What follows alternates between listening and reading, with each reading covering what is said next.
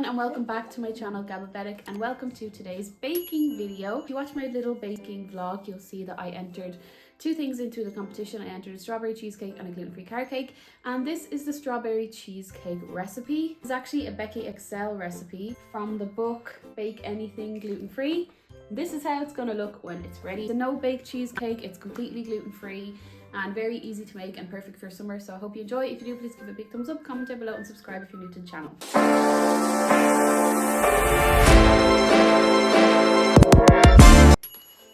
So first step, everyone, is that we're going to make that amazing biscuit base. So for that, I've gotten 2 packets of gluten-free digestives. These ones are actually really good. I got these in Lidl for anyone wondering. Bash these up into like very small kind of crumb fine like consistency. You want to make sure it is like a crumb and not like dust. And this is a really fun part because you get to bash them up. So I just want to show you how the biscuit looks as well. I think does it say sweet biscuit on it, but it's actually so small. My hands are small anyway, so this is tiny. So this is how it looks, and you can see that you can still see like little bits, so it's definitely not a dust. The next thing we need to do is get our butter and melt it in here. So let's start melting our butter. Can I just show you guys, this is what I have behind me literally the whole time.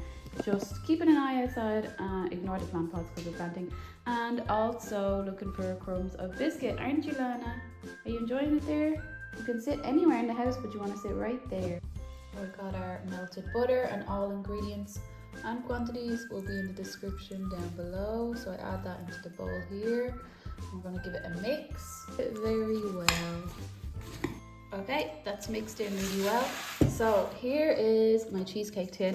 Make sure it is really secure in place, because when I did a practice run, it was not secure and it all fell apart. So here we go.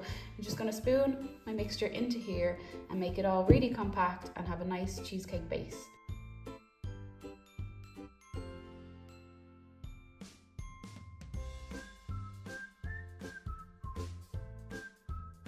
Ta-da! Ta-da! That is the base. So like the recipe says, you only need to chill it for 1 to 2 hours. I'm gonna put it in for probably the rest of today. It's very early in the morning because I don't have the ingredients to make the filling yet. So it's probably gonna be in the fridge for about 5 to 6 hours before I do the next part, but I think that's just makes it even better. So pop this in the fridge and then we'll work on the filling. Next is the cheesecake filling. So the most important part is obviously strawberries. I just went out and bought these. So I'm going to cut up 200 grams of strawberries for the filling. Strawberries are all chopped up and ready. So let's move on now to our next ingredient. So we're going to start on the filling. So I've got my mascarpone cheese. Over here I've got my mixing bowl for my electric whisk. So what I'm going to do is I'm going to add in all the mascarpone cheese. And like I said, the quantities will be in the description down below. And some more ingredients that you're going to see now. Next, what we're actually going to do is we're going to put this here, and with my sieve I'm going to sieve in 100 grams of icing sugar and a little bit of vanilla extract. And what we're going to do is we're going to put this on the stand mixer and get it mixing, and we're going to add in our cream after that. So 30 seconds, this is how it's looking. Now we're going to add in all of our cream.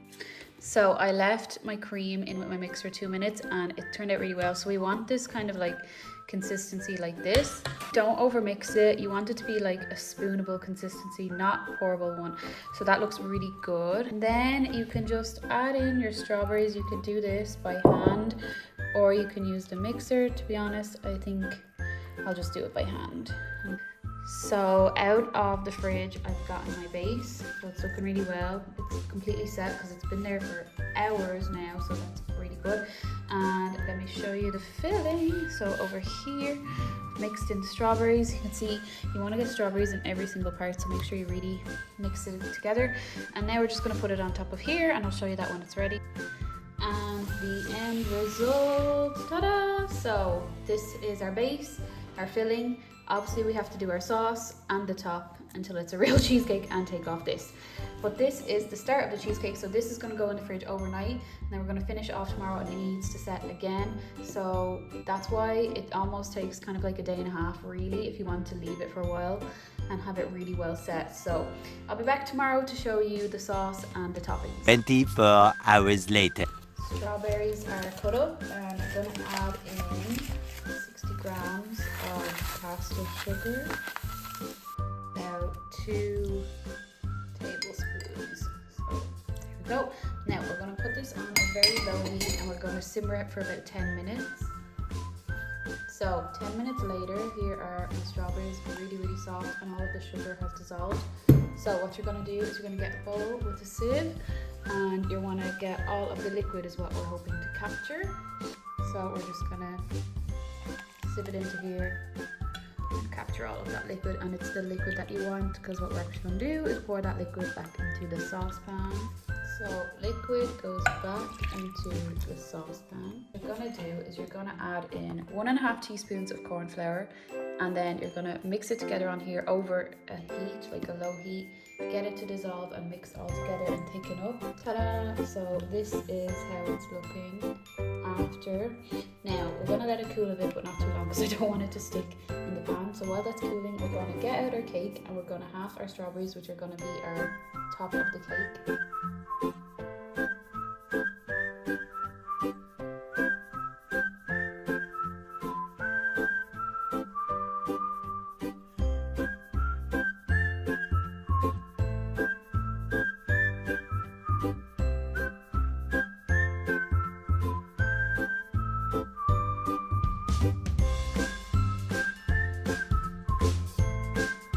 As you can see, my cake is nearly ready. That's how I've put my strawberries. You can do whatever pattern you want.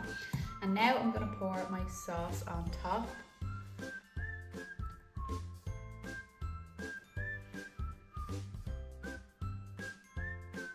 Now, I have no idea if this was just going to spread and be one. It looks like it is. Like, that's what happened on my practice one. But anyway, I'm going to get it into the fridge to cool, because I don't want it to melt anything. But here it is. So that is... So yeah, once you have that done, leave it in the fridge to cool, let it set a bit, maybe an hour or two, and then you will have your summer strawberry cheesecake. The following day. Okay, so it's the next day. This is the stand and the doily that I'm going to use, because obviously I'm putting this in a baking show. So we've left our cheesecake overnight. Now let's get it out of the fridge and open the side of the tin and see how it looks, show you the final result. And here is the finished cheesecake result. This is so hard to hold, but the bases, I'm going to show you inside more, but this looks so good. Just want to show you in this light. And I just wanted to show you, because I couldn't hold the stand, it's so heavy inside, how perfect the side is and all the layers. Remember, it's gluten-free, so held together really well. So that is my gluten-free strawberry cheesecake. Hope you enjoyed the video. If you do, please give it a big thumbs up, comment down below, and subscribe if you're new to the channel.